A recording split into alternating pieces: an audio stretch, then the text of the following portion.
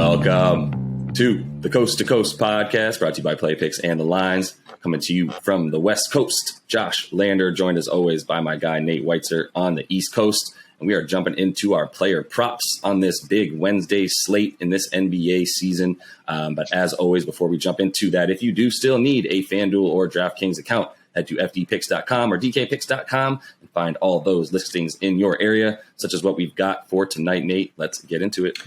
Yeah, I'm going to start with the most exciting East Coast game we have here, the Heat and the Nets. And I'm just scratching my head at the Bam Adebayo odds here. DraftKings plus 105 to record a double-double, which he's done in 3 games this season, handily averaging 17.7 points and 14 rebounds per game. And he's going up against a Nets team that he put up 29.3 points, 10 rebounds, and 6.3 assists per game against last season. Nothing about the Nets roster indicates that they will be better at containing him this year. I mean, sure, the ball can bounce some weird places. Maybe he could get into foul trouble.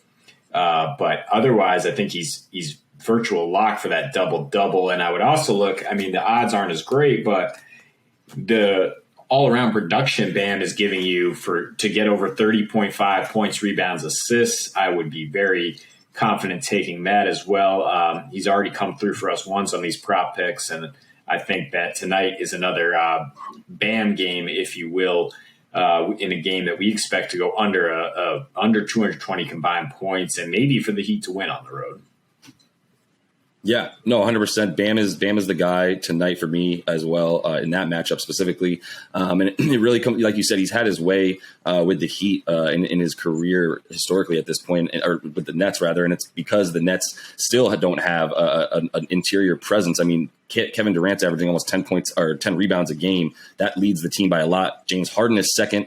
After that, you're looking at Blake Griffin, LaMarcus Aldridge, Nick Claxton. And Nick Claxton's the only guy I could see having any kind of chance against Bam, considering that, you know, he's able to at least play defense a little bit further from the basket than some of those other older guys, including LaMarcus, Blake Griffin, even, you know, if Paulie Millsap gets in there at all. So it's there's nobody on the other side that can really handle Bam. We can probably expect some misses tonight, as we are like in that under, which would lead to Bam in that double-double. Love that 100%. Will continue to eye Bam against teams that have very weak front courts, such as Brooklyn. So I am going to move on to my guy. I'm calling him my guy, not Melo because that's already taken, but LaMelo, the next Melo. I mean, he's the best player on the Hornets right now, and I think he will be for a long time. It's crazy because my first thought was, oh, look at Gordon Hayward, 17.5 points. Maybe I eye that one in this Charlotte-Orlando game here. But LaMelo's the one who's doing everything everywhere, right? And so for me, his points, rebounds, and assists sits at just 32.5.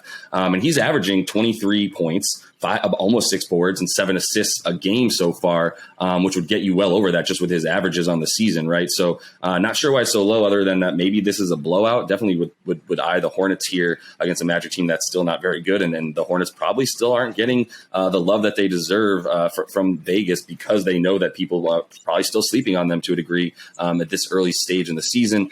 So yeah, LaMelo, 32.5 rebounds, points, and assists combined in terms of a team that they're taking on that can't stop anything that LaMelo does, right? In terms of how many points in the paint, he's really the reason to me that, right, they continue to get these points in the paint. He drives and lays things off and makes it very, very easy.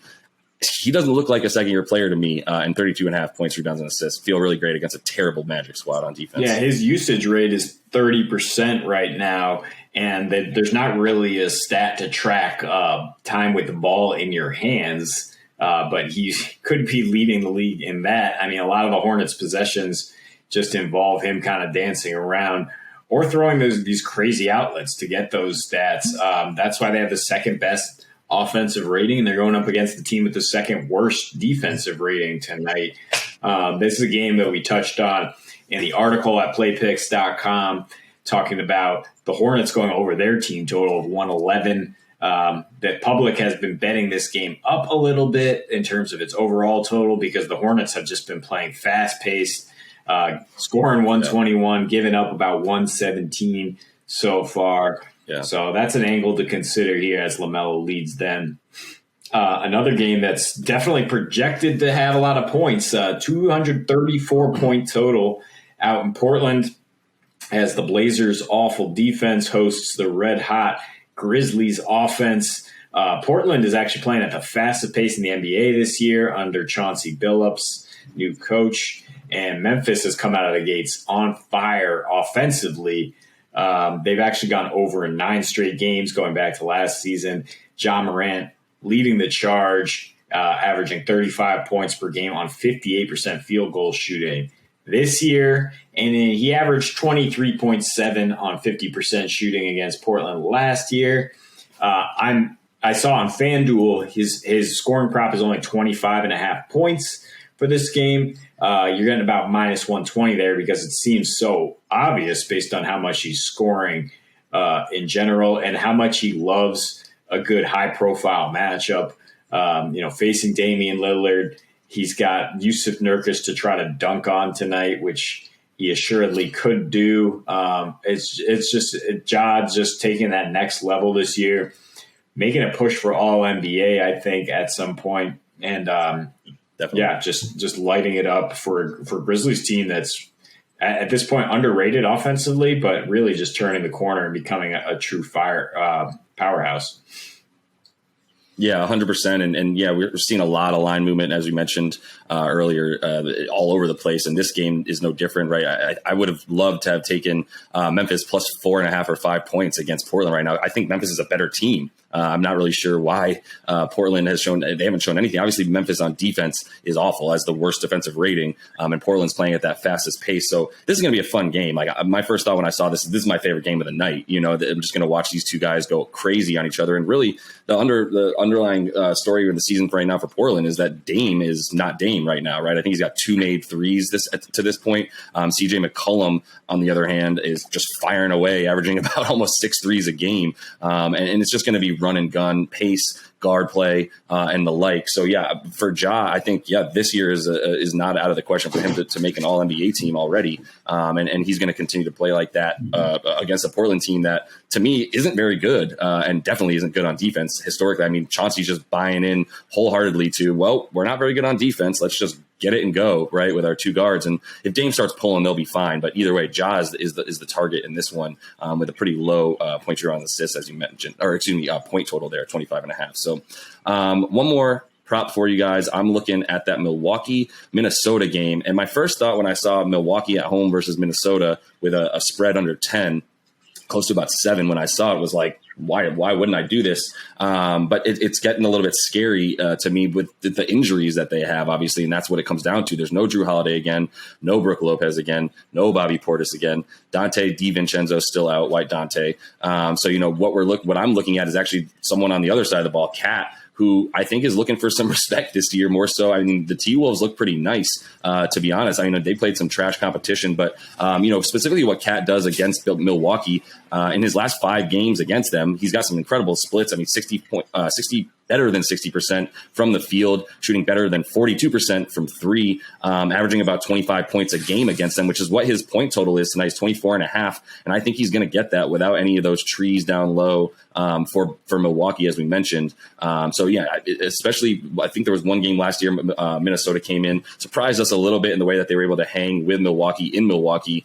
Seems like a team that they just sort of look over so far. And like I said, Cat's making a statement this year, 29 points a game already on 50% through 3 games. Really seems to be mixing in well with Anthony Edwards and co. So D'Angelo Russell seems to be the odd man out, which is partly why I think you see so much great offense from Cat right now.